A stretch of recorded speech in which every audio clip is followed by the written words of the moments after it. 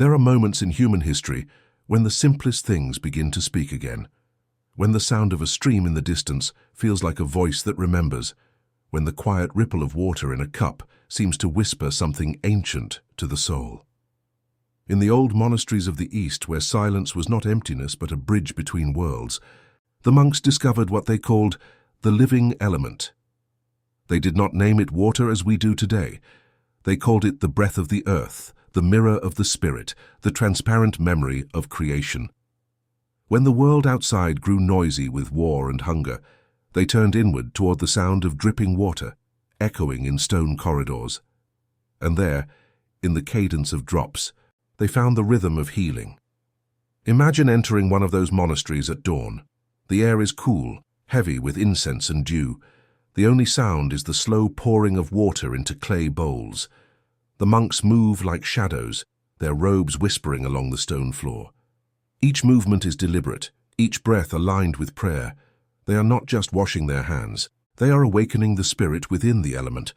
They believed water was not to be used, but to be listened to.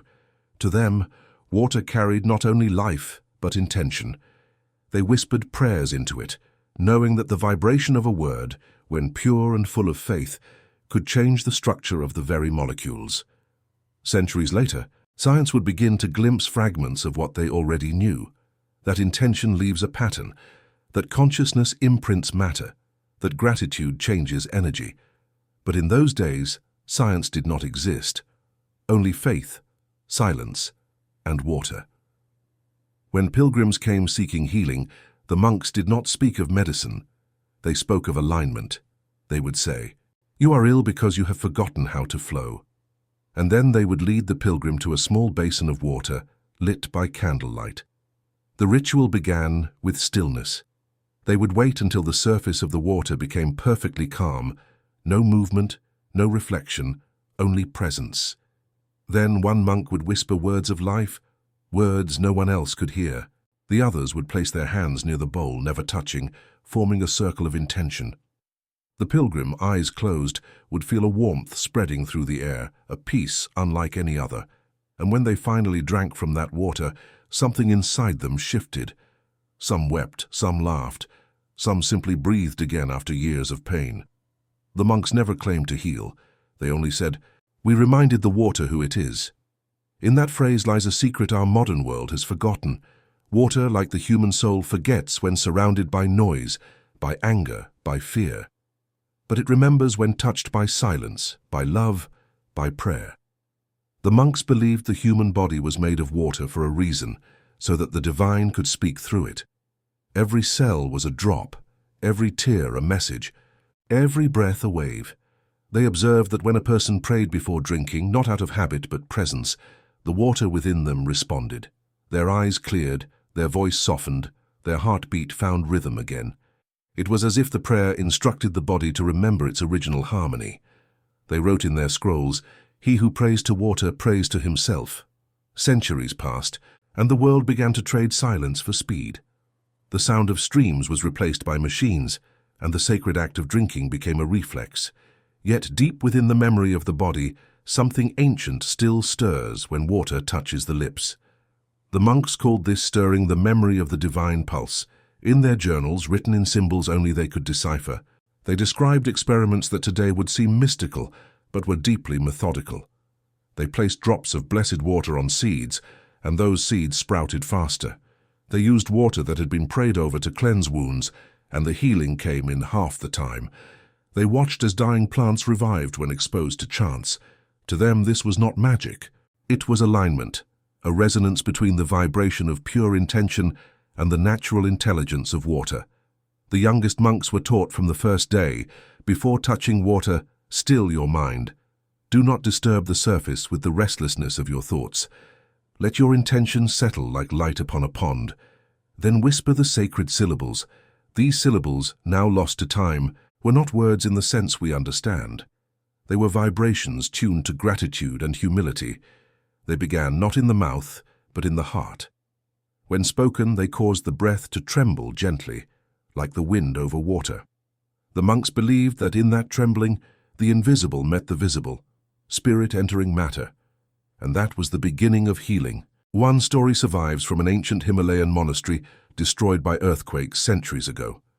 It tells of a monk named Shenmo, whose task was to care for the sick who arrived each winter. He had no herbs left, no firewood, and little food. All he had was a bowl of water. One night in the midst of prayer he heard an inner voice say, "The water remembers the mountain." He took his bowl to the stream outside, placed his hand upon the icy surface, and whispered gratitude for the mountain that gave birth to the stream. Then he carried the water back inside, breathed over it, and gave it to the sick. By morning, their fevers had broken. Shenmo wrote in his final letter, "I did nothing. The mountain healed through the water." For centuries, that phrase became part of their silent liturgy. The mountain heals through the water. To them, mountains were not stones, but reservoirs of ancient energy. When snow melted and became water, they said it carried the memory of the earth's strength into every valley, every stream, every being who drank. And so they never treated water casually. It was not a resource, it was a messenger. Each drop carried a story of sunlight, stone, and silence. To drink it was to read the language of the universe without words.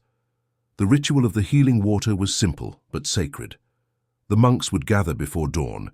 They would fast from words, keeping complete silence from sunset until sunrise. Then, barefoot, they would walk to the fountain at the center of the monastery courtyard. The fountain was carved from a single piece of granite, its design representing the spiral of creation. The water flowing through it was fed by an underground spring, untouched by the outer world. One by one, the monks would kneel and place their hands above the surface. They would not pray for themselves. They would pray for the harmony of all beings, for the balance of the world. They believed that when the heart is pure, its prayer becomes medicine. The sound of their breath mingled with the sound of the water, creating a resonance so deep that even the stones seemed to vibrate. Modern travelers who later visited the ruins of these monasteries reported a strange calmness there. Even without monks, even without water, the place seemed to breathe. Birds sang differently, and the air felt charged, almost intelligent. Some said it was the residue of centuries of prayer. Others said it was simply imagination. But those who drank from the surviving spring reported vivid dreams and moments of profound peace. Scientists tested the water centuries later and found mineral compositions unlike anything around it, as if the spring itself had been altered by centuries of intention. Perhaps what the monks knew was not superstition, but an understanding of energy that science is only beginning to rediscover. When you hold a glass of water now, you are holding the same element they held, the same hydrogen and oxygen that flowed through ancient rivers, that formed the rain that fell upon those monasteries, the same water that carved mountains, that carried ships, that reflected the stars. You are touching time itself, billions of years condensed into something transparent and weightless. What happens then when you add thought to it? What happens when your emotion becomes its vibration? The monks would smile and say, "Then you are no longer drinking water, you are drinking light." In silence, they learned that healing was not about fighting disease, but remembering harmony. The water only amplified what already existed. If the heart was pure, the healing was complete. If the heart was divided, the water became mirror, showing the imbalance that needed to be faced. Thus, every healing began with confession, not to another man, but to the water itself. The monks believed water could absorb sorrow and cleanse the invisible wounds that herbs could not touch. In one ritual known as the offering of tears, they would invite those in grief to weep into a basin. Then the basin would be carried into sunlight and poured into the earth. The tears, now transformed, would nourish the soil. They said this was how sorrow became life again. In today's world, where the sacred is hidden behind technology, the simplicity of such a ritual feels almost too gentle to believe. Yet modern researchers studying water memory, frequency therapy, and emotional coherence are discovering what the monks intuited, that water responds. It responds to music, to kindness, to words, to thoughts. It changes form, not only chemically, but vibrationally. Every glass you drink is a dialogue. The monks would say, "Speak truth to it, and it will return it multiplied." They did not mean truth in words, but in presence. When you drink with awareness, your body becomes a temple. When you drink without awareness, it remains an instrument of the world. The difference between the two is the same as the difference between noise and music. Perhaps this is why the monks lived so long. They did not measure time as we do. They measured harmony. They understood that health was not the absence of pain, but the presence of balance. The healing water was not a potion, it was a reminder that we are not separate from the elements we seek to control, that the same water flowing in rivers flows in our veins, that the same silence that surrounds a mountain exists in our hearts, and that to heal is to remember the rhythm between the two. Now imagine sitting before a bowl of still water. Let your breath slow. Listen. Beneath the hum of your thoughts, there is a sound older than language, the pulse of creation itself. It moves through the air, through the light, through you. That sound is the same one the monks heard. It calls not for belief, but for remembrance. For in the end, the secret they guarded in silence was not about water at all. It was about consciousness, about the divine rhythm that lives in everything that flows, everything that breathes, everything that reflects. When the last monastery fell to time, a single scroll survived. Its ink faded, its words nearly lost. But one line remains legible: he who listens to water will hear God. It is not metaphor, it is instruction. For in the mirror of water lies the reflection of the soul, and in that reflection healing begins. In the silence between two heartbeats, the monk said, "The divine speaks through water, not with words, but with vibration, the same frequency that once stirred the first oceans into life." Long before temples were built or prayers were written, there was only movement and stillness, expansion and return. Water became the messenger of that eternal pulse. The monks who lived in remote sanctuaries high in the mountains believed that when the Creator breathed upon the void, it was water that carried that breath into form. Every wave, every raindrop, every tear was a syllable in the language of the divine. That was why they spoke so softly, why they never used harsh sounds in their chants. They believed the voice could wound the water, that anger could fracture its pattern, and that healing could only happen when sound and spirit were united in gentleness. Their entire life was an art of vibration. At the heart of their monastery stood an ancient cistern, a circular pool carved from quartz and lined with gold dust. Its purpose was not decoration. They believed quartz stored frequencies, and gold amplified divine resonance. At sunrise, light would strike the water's surface, scattering reflections across the stone walls like fragments of living scripture. To the monks, those reflections were not random. They were messages, shifting geometries of light revealing what the untrained eye could not see. They would spend hours observing how the patterns moved, how certain forms repeated themselves like echoes of sacred geometry. When they saw a hexagon ripple across the surface, they whispered the word balance. When triangles formed, they murmured fire. Circles meant unity, spirals meant rebirth. Through these shapes, they read the state of their inner world, for they knew the water mirrored not only the sky, but the soul that watched it. Each day began before dawn. A single bell would ring, deep and resonant, echoing through the valley. The monks would rise, wash their faces in silence, and walk barefoot to the cistern. Their first act was gratitude. They would bow to the water, acknowledging it as a living being, not an object. Then they would begin the ancient chant known as Oratio Aquae, the prayer of water. The chant was not meant to please gods or seek miracles. It was an alignment, a harmonizing of breath, tone, and intention. As they sang, the sound waves rippled across the surface, creating intricate patterns. They believed those vibrations reorganized the molecular memory of the water, transforming it from mere liquid into what they called living light. To drink living light was to commune with the divine. Those who were ill were given only a few drops placed beneath the tongue, as the monks taught that healing required readiness, not quantity. The water responded to the purity of the drinker's heart. If one drank with doubt, nothing happened. But if one drank with faith, transformation began immediately. Some described warmth spreading through their chest. Others felt tears without sadness. The monks said that when truth enters the body, the soul remembers and releases. Illness, they taught, was memory that had forgotten how to flow. One story tells of an old scholar who came to the monastery seeking knowledge, not healing. He had read of the monks talking water and wanted proof. The monks received him with kindness but gave no answers. They simply placed a bowl of water before him and said, "Ask it yourself." The scholar laughed, thinking it a jest. Yet out of respect, he leaned forward and whispered into the water, "What are you?" The surface trembled slightly, though no wind stirred. He blinked, perhaps from the flickering candlelight. Days later, he returned, humbled. "It has answered me," he confessed. "In dreams it spoke without words." The monks nodded. "When you ask with the mind, it is silent," they said. "When you ask with the heart, it sings." It was said that in times of great drought or sickness, the monks would perform a ritual of invocation.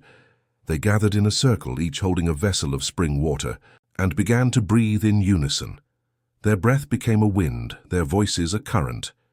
Slowly the sound built into a harmony that was neither song nor word, a continuous tone that resonated through the valley.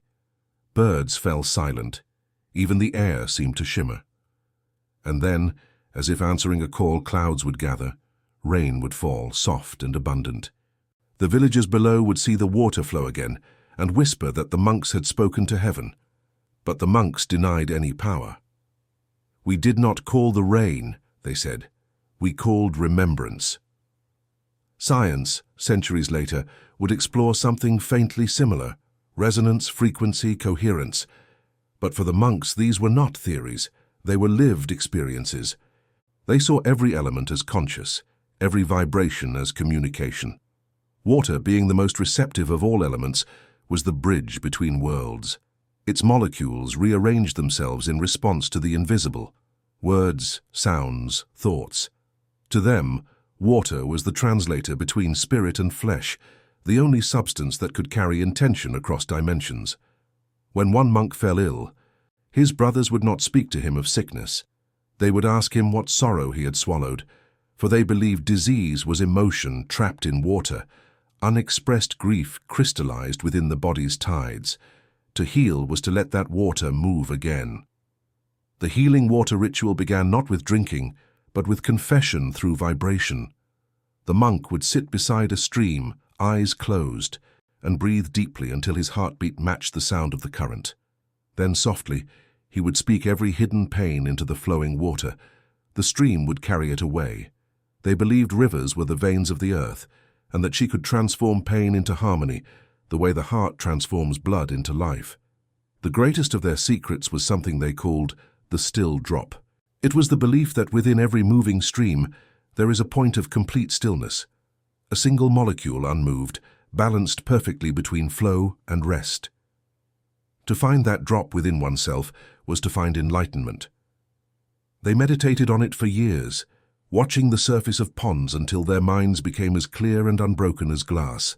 Those who reached this state were said to radiate peace so profound that animals gathered near them without fear, and even storms would pass around their monastery without harm. The still drop became their symbol of mastery, the union of motion and calm, matter and spirit, sound and silence. Hidden beneath their monastery, carved into the mountain itself, was the Hall of Resonance. It was a dome of stone designed to amplify sacred sound. The walls were covered in spirals, representing the motion of energy through water. In the center stood a pool no larger than a human heart. During the solstice, sunlight would enter through a narrow slit and strike that pool precisely, illuminating it like molten gold. On that day, the monks performed the renewal of water ceremony. They chanted the syllables of creation, the first sounds believed to have shaped the cosmos. The pool would vibrate, and droplets would rise like mist. Witnesses claimed to feel their very bones resonate with the sound. It was said that a single drop from that pool, placed upon the tongue, could awaken dormant memories of other lives. Modern thinkers would call it myth, yet the evidence remains in the architecture. Chambers designed with acoustic precision, mineral residues indicating interaction between sound waves and water structure. Even now, scientists are studying how vibration alters the geometry of water crystals, how emotion translates into measurable frequency. But to the monks there was nothing to study, only something to honor. They said the mystery was not in water's ability to change, but in our ability to forget. Every generation, humanity rediscovered what the ancients already knew, that life is sustained not by what we see, but by what we feel, moving through what we see. One evening, a novice asked his teacher, "Why do we speak to water if it has no ears?" The old monk smiled. "Because it listens with its being, not with its form, as you do." Then he added, "When you drink water, you are listening to God through your own cells." The novice never forgot those words. Years later, when he became the keeper of the healing cistern, he would tell pilgrims, "You came to heal your body, but the water came to heal your memory." For them, remembering was the true miracle, remembering that the divine was never above but within, that the sacred did not live in temples, but in every drop that touched the skin. There are accounts of travelers who experienced strange phenomena after visiting such monasteries. Some reported vivid dreams of floating over oceans of light. Others heard distant chanting, even in their sleep. A few returned home and began to heal from illnesses once deemed incurable. None could explain it, but all spoke of one common feeling, peace, as though their hearts had synchronized with something vast and benevolent. Perhaps that was the true essence of the healing water, not a cure but a remembrance of coherence. When the soul vibrates in harmony with creation, disease cannot remain. Imagine, then, a world that remembered this. A world where people blessed their water before drinking, where cities built fountains not for decoration but for energy alignment, where hospitals played chants instead of alarms. Imagine scientists and mystics working side by side, discovering that prayer and frequency are not opposites but partners. The monks foresaw such a time. They wrote that one day, humanity would rediscover the voice of water through technology, not to control it, but to listen. When man learns to listen, the scrolls said, the earth will heal. That prophecy feels closer than ever. Modern research into structured water, sound therapy, and bioresonance echoes their teachings. Devices now measure coherence, showing how heart-centered emotion literally alters electromagnetic fields. Yet what the monks achieved with candles and breath, we now approach with machines. The method differs, but the principle remains. Energy follows intention, and water remembers.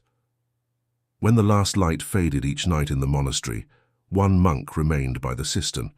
His duty was to guard silence until dawn. He would sit beside the water and listen.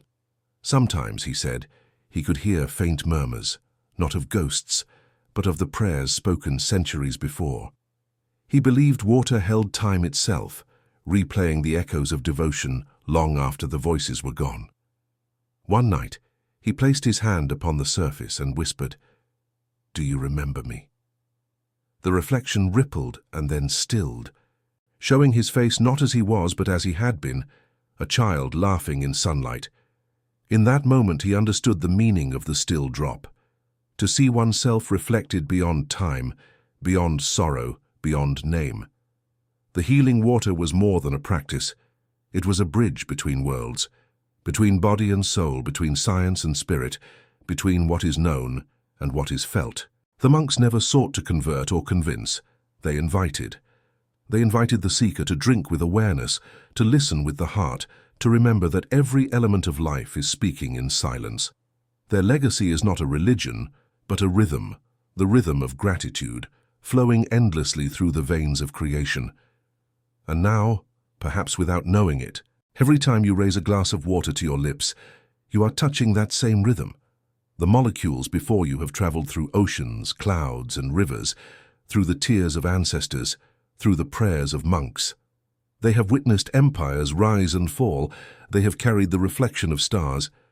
What they need from you is not reverence but remembrance. For the moment you bless your water, even silently, you awaken the monk within yourself. The silence that once healed mountains begins to move again, and the element that remembers everything whispers once more, "You are made of what you seek." When the monks spoke of healing, they never mentioned power. They spoke of surrender. They said that power disturbs the water, but silence purifies it. To heal, one must stop trying to control what flows, and instead remember how to move with it. In the great monastery hidden in the eastern valleys, where snowmelt turned to crystal streams, and every dawn smelled of pine and smoke, There was no medicine cabinet, no written prescription. The monks treated pain with silence and intention. They would say, "The body does not need to be fixed. It needs to be heard." So they listened, not with their ears but with their hearts as the water listened to them. And in that listening, something remarkable occurred. The illness began to dissolve, not through force, but through remembrance. The monks called it the soft undoing. It was not a miracle, they said, but a return to coherence. For when man and nature breathe in the same rhythm, imbalance cannot survive. One winter, a traveler arrived from a distant city. His name was lost to time, but his story was written in the memory of those who remained. He was a man of reason, a physician trained in logic and anatomy. His body was strong, but his spirit was fractured.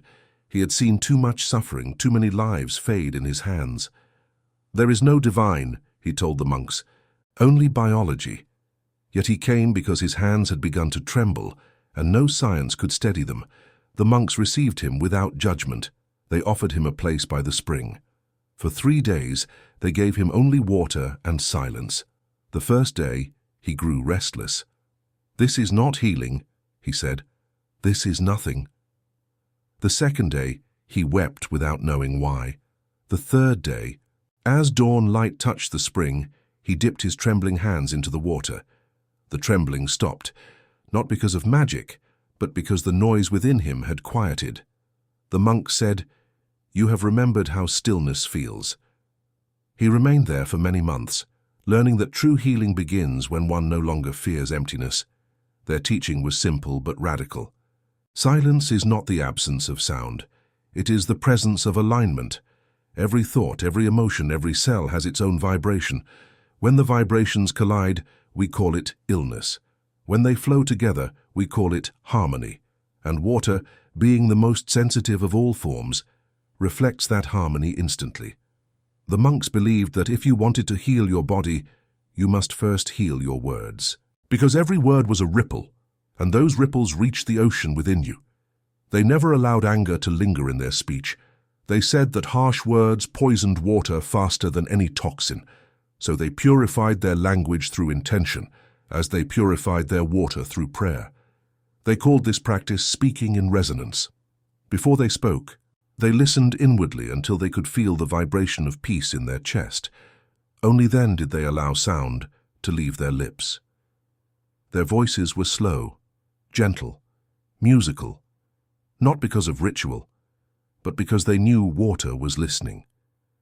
They taught that the human body was a vessel of sacred waters, oceans contained in skin. Blood was the river of vitality, lymph the stream of purification, tears the rain of release, and if those internal waters were disturbed, disease would manifest. So they sought to realign not the flesh, but the flow. During illness, a monk would retreat to a small cell where a bowl of spring water waited. He would spend hours gazing at its surface, breathing until his reflection blurred. When the moment came, he would whisper forgiveness to others, to himself, to life. The monk said that forgiveness changed the vibration of blood faster than any herb, because forgiveness turned resistance into motion. When resistance dissolved, healing began naturally. One of the oldest monks, Brother Kai, was known for his ability to heal with silence alone. He never touched the sick nor gave them medicine. He would simply sit beside them, his eyes closed, his breath slow. Sometimes he stayed for hours, sometimes for days. The villagers said that in his presence, pain grew quiet. When asked what he did, he replied, "I become water." To him, this meant surrendering his identity until he vibrated in perfect resonance with the element. In that state, he said, the energy of another person could reorganize itself. Science might call it coherence or entrainment, but to the monks it was compassion, the divine's way of remembering itself through another. The monastery's archives contained drawings of crystalline structures, not of snowflakes, but of water blessed with different emotions. When exposed to anger, the crystals were jagged and broken. When exposed to gratitude, they became symmetrical and luminous. These drawings were not experiments, they were meditations. Each crystal was seen as a reflection of consciousness. "As above, so below," they wrote, "as within, so without. The shape of your water reveals the shape of your soul. It was said that when the monks blessed water together, the crystals formed patterns resembling mandalas. When pilgrims drank it, they described visions of spirals, colors, and sacred geometry unfolding behind their eyelids. Some said they saw their entire life as ripples in one great ocean, and for the first time they understood that nothing was ever lost, only transformed. They also believed in the secret relationship between sound and water. Their chants were not mere hymns, they were frequencies of restoration. Each tone was tuned to an element, earth, fire, air, and water, harmonized with the body's organs. When someone was ill, the monks would chant into a vessel of water, each note imprinting its vibration into the liquid. Then they would place that water upon the sick person's lips, and the vibration would enter the bloodstream like a wave of light. Those who received it described warmth, dizziness, sometimes laughter. The monks said laughter was the sound of water rejoicing. They believed joy was the highest frequency of healing, the final dissolution of resistance. Once, a young boy from the nearby valley was brought to the monastery. He had not spoken for years after witnessing a tragedy. His parents had tried physicians, healers, and shamans, but none could restore his voice. The monks did not try to make him speak. They gave him a small glass of blessed water each dawn and asked him only to listen, to the wind, to the river, to his own breath. Days passed. Then one morning, as sunlight struck the cistern, the boy began to hum softly. The monks did not interrupt. His humming grew louder, clearer, until it became song. The sound filled the courtyard, rising and falling like the water itself. The monks wept silently. They said, "He has remembered his frequency." From that day forward, the boy sang daily, and his voice became so pure that even animals gathered to listen. Through such miracles, the reputation of the healing water spread across kingdoms. Kings and scholars came seeking the elixir that could extend life, yet the monks offered them only silence. "It is not the water," they would say, "it is your relationship with it." Some left disappointed, but a few stayed long enough to understand. They saw that the true power was not in the element, but in the consciousness surrounding it. The monks were not alchemists of matter, but of perception. They transmuted ignorance into awareness, fear into peace. They healed not by adding something new, but by removing what obstructed flow. In one of their texts, the scripture of flowing light, it is written, "He who drinks water without awareness drinks only reflection. He who drinks with presence drinks creation itself." To them, every act of drinking was a ritual, the merging of body and spirit through the simplest of gestures. They taught pilgrims to hold their cup with both hands, to gaze into the water until they saw their own eyes reflected. Then, to whisper gratitude, not for health, but for existence. Only after that could they drink. The monks said that in that moment, the entire universe participated. The drinker, the water, the light, and the silence became one breath. That was the secret of transformation, unity through awareness. Their understanding of water went beyond the physical. They believed it was the soul's medium between incarnations, the bridge that carried memory from one life to another. "You are born from water," they said, "and to water you will return." When a monk died, his body was washed with spring water infused with salt and light. His last breath was offered over a bowl, which was then poured into the stream outside. They said his consciousness flowed into the river, joining the eternal current. Each year, they would gather by that river and whisper his name into the water, believing the soul could hear it. In their cosmology, death was not an end, but a merging with the great ocean of awareness. In times of despair, when floods or droughts struck the valley, the monks never prayed for intervention. They prayed for harmony. They saw natural events as reflections of collective imbalance. If rivers overflowed, they believed human emotion had grown turbulent. If drought persisted, humanity's heart had grown dry. So they gathered, meditated in silence, and offered gratitude even for destruction. They believed that gratitude softened the flow of destiny, redirecting what might harm into what might cleanse.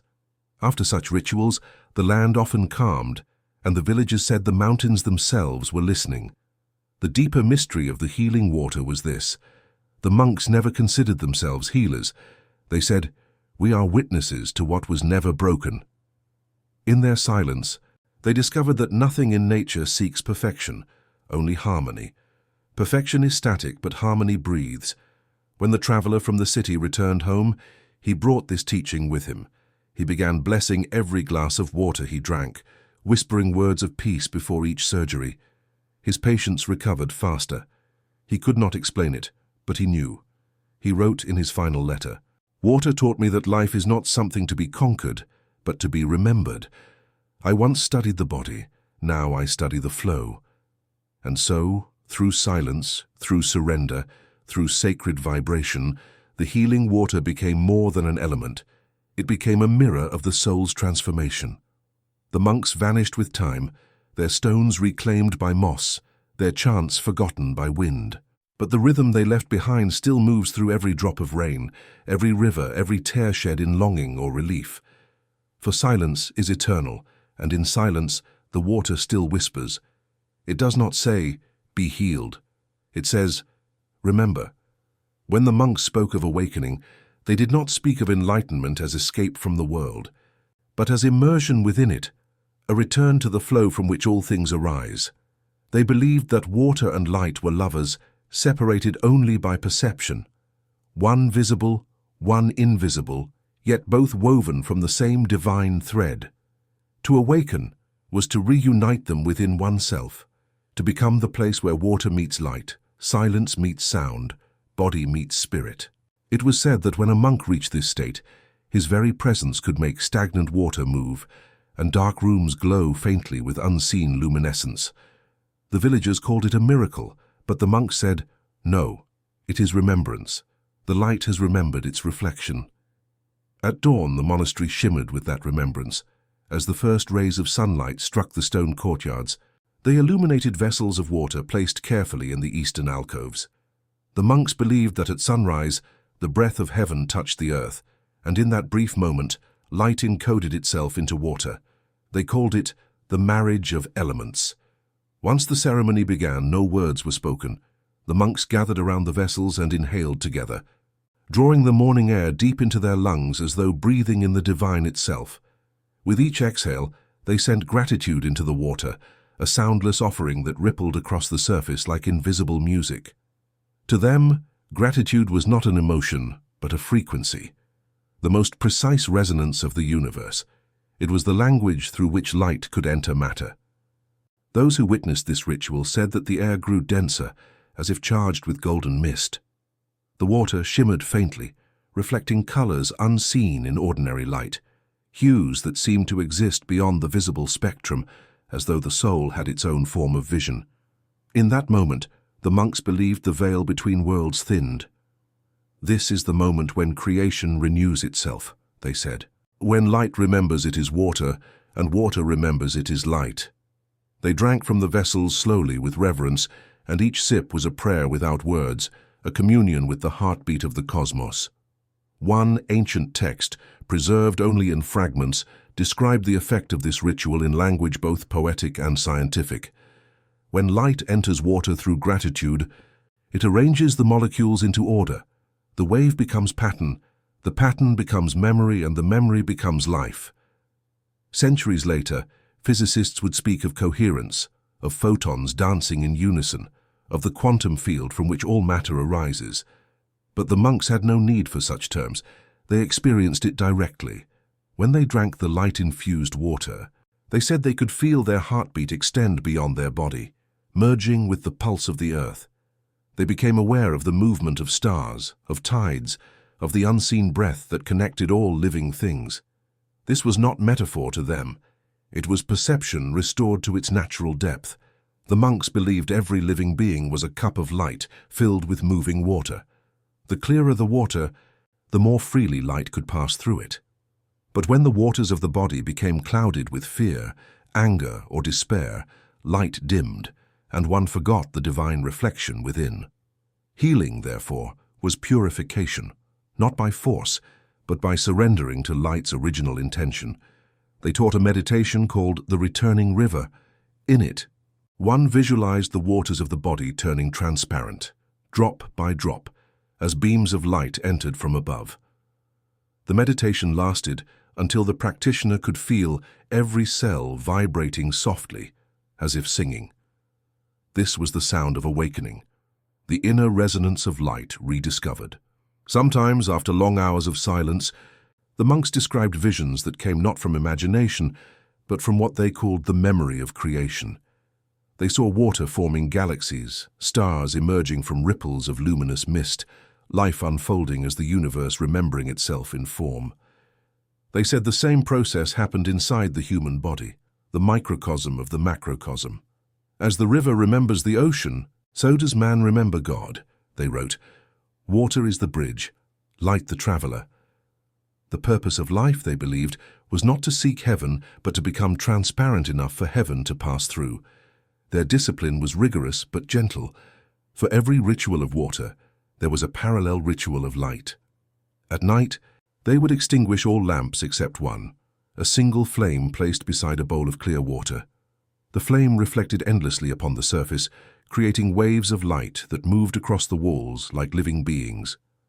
The monks would meditate upon that reflection, understanding that illumination was not in the flame itself, but in the relationship between fire and water, energy and receptivity. Without darkness, as they said, light cannot dance. Without stillness, water cannot reveal its beauty. This nightly meditation trained them to see duality not as opposition, but as rhythm. And through that rhythm, they found the balance that led to awakening. Once every decade, during the longest night of winter, they performed the ceremony of the hidden sun. It was believed that on that night, the light of the world withdrew into silence to renew itself.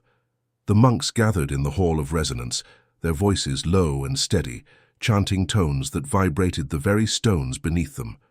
At the center stood a basin of mountain water, reflecting the faint glow of a single candle. As the chant deepened, the flame bent and flickered as though responding. Then, in perfect stillness, the monks ceased their sound. What happened next was always the same. The candle's flame grew brighter, sometimes splitting into 2 or 3 small tongues of light hovering above the water. They called it the rising of the unseen sun. It was not fire as we know it, but plasma, the visible echo of divine resonance made manifest through vibration and intention. For them, this was proof not of power, but of harmony.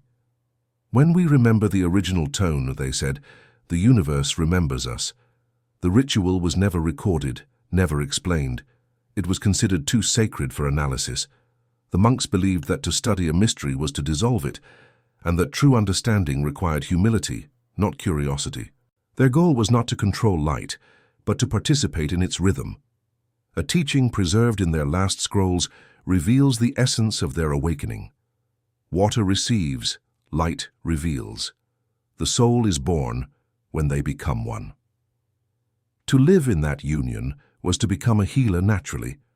Wherever such a person walked, disharmony would soften, tension would unwind. They did not need to touch or speak. Their coherence alone was medicine. Villagers called them the luminous ones. Their skin glowed faintly. Their eyes reflected light, even in darkness. When asked what had changed, they would smile and say, "Nothing. I remembered."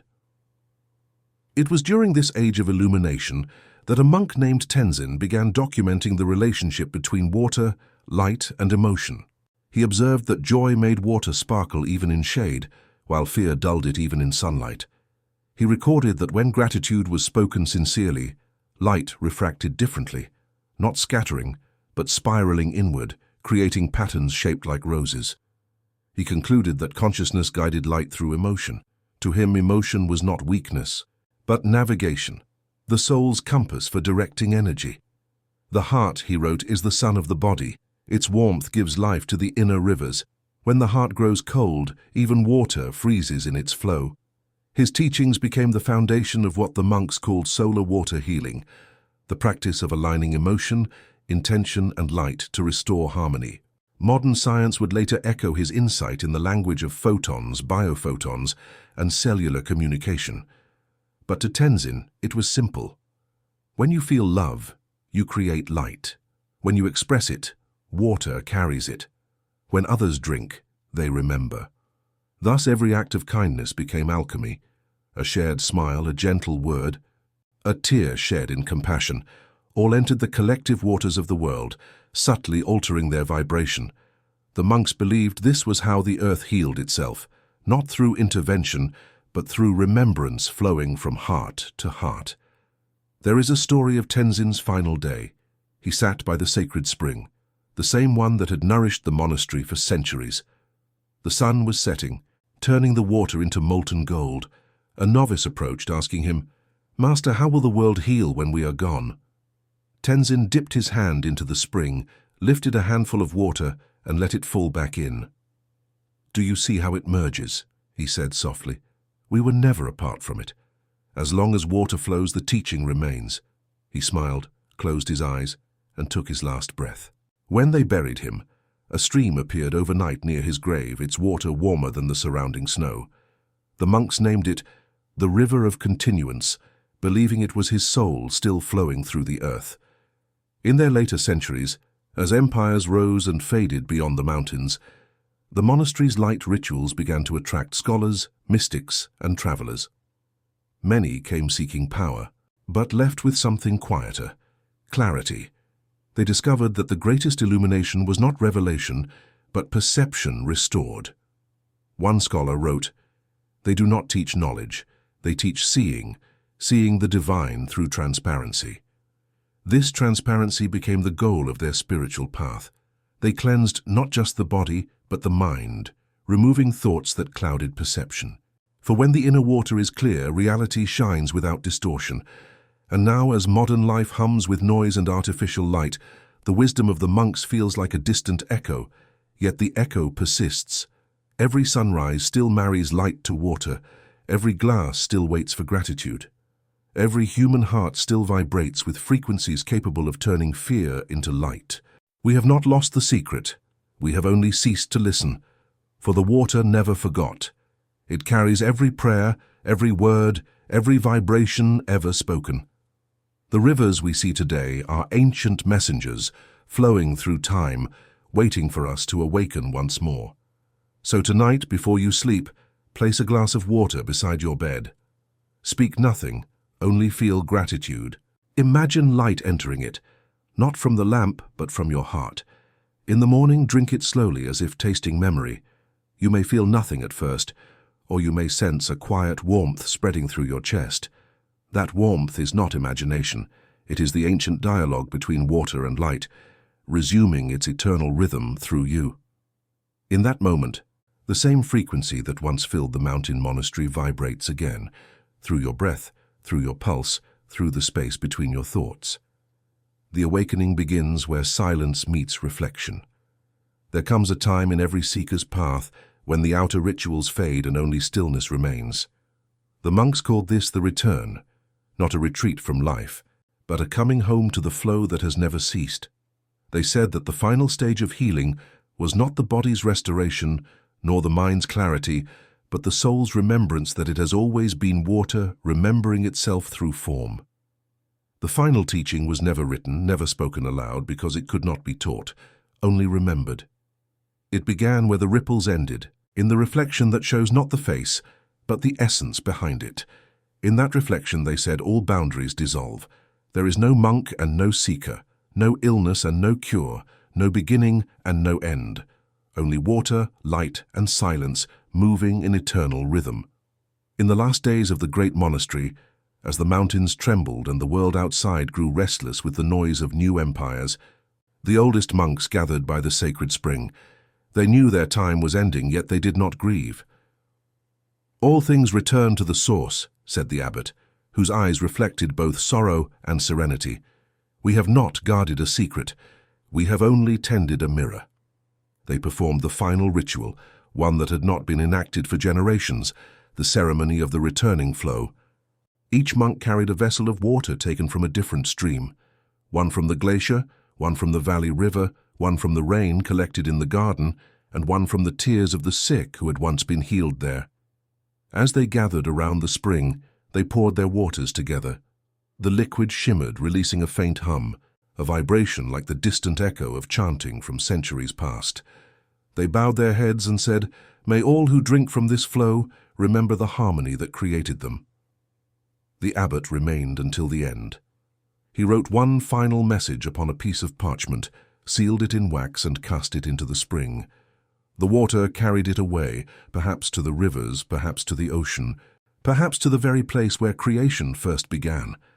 No one knows what those final words said, but legend tells that many years later, fishermen on a distant shore found a fragment of that parchment sealed in crystal.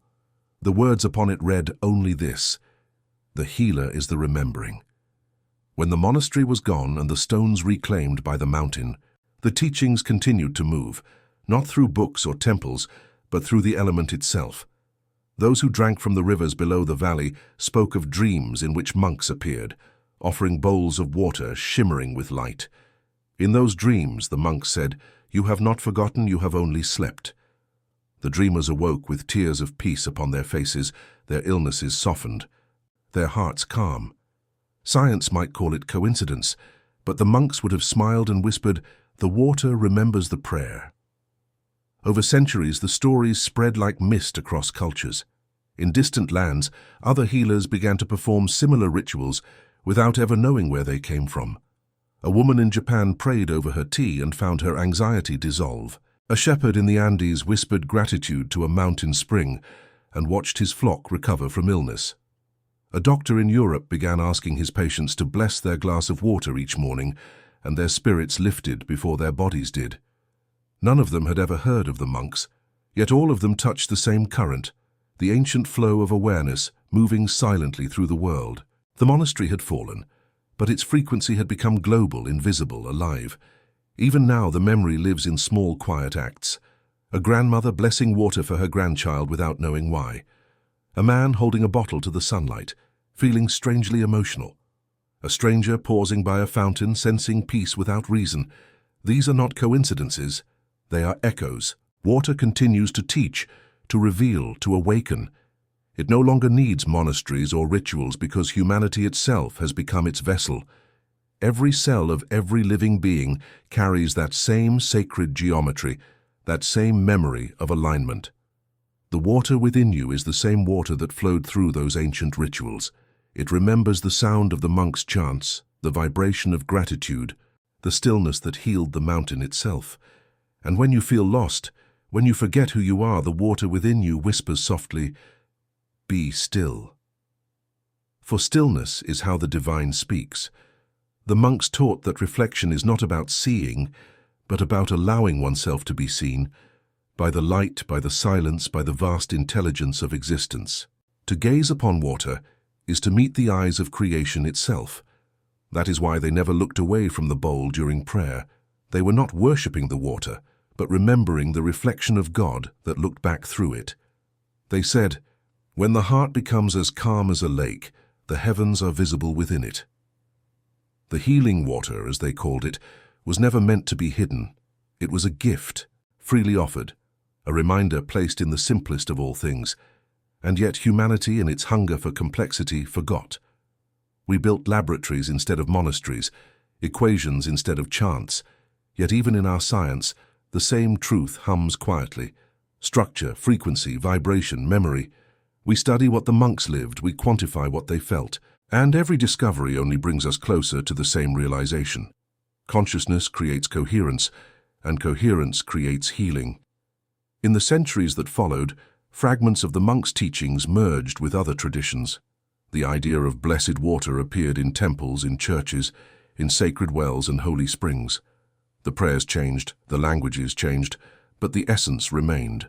Whether spoken in Latin, Sanskrit, or silence, the vibration was always the same. Gratitude, humility, love. That was the frequency of remembrance.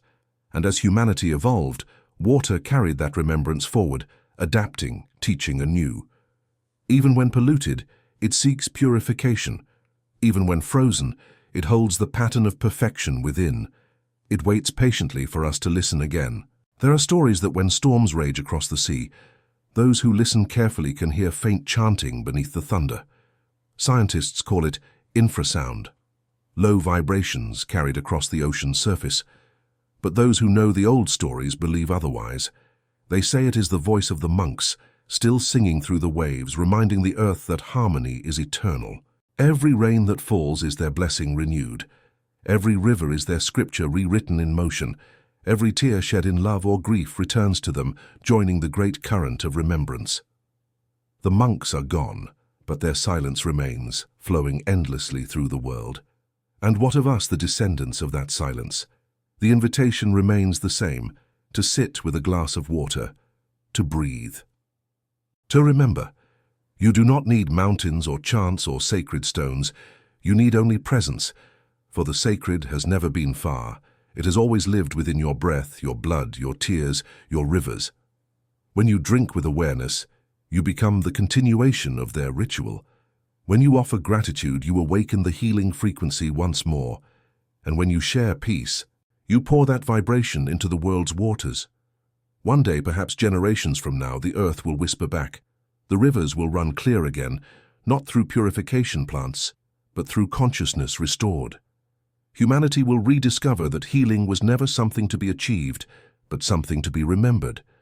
The sound of water will again be sacred. The silence will again be full. And in that moment, the monk's final prophecy will fulfill itself, that when mankind remembers the holiness of water, the earth will be healed. For now, their teaching flows quietly within you. Every heartbeat sends ripples through the inner ocean of your being. Every breath moves the tides of your spirit. Every tear you shed, whether in pain or joy, returns to the great memory from which all healing begins. So when you next touch water, in a cup, in a river, in rain falling against your skin, pause. Feel its temperature, its softness, its patience. Speak no words, just listen. Somewhere within its movement you will hear them, the monks, the silence, the eternal rhythm. They are not gone. They are waiting in the reflection, in the stillness, in the heartbeat between two drops. And when you finally remember, not through thought but through the quiet certainty that rises unbidden, you will know what they meant when they said, "The healer is the remembering." You will feel it, the pulse of water, the warmth of light, the weight of silence becoming one within you. And you will understand that the true healing water was never in the bowl, the ritual, or the monastery. It was in you all along.